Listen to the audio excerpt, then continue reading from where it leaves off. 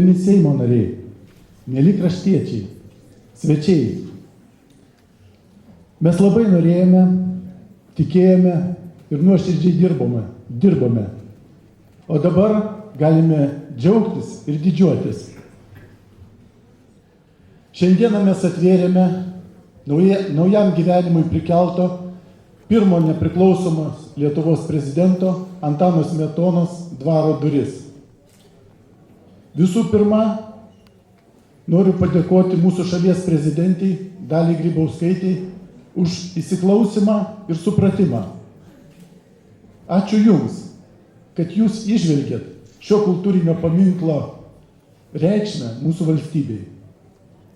Mes sakome, Antano Smetonos dvaras yra visos Lietuvos žmonių dvaras.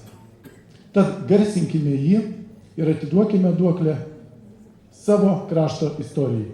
Dėkuoju.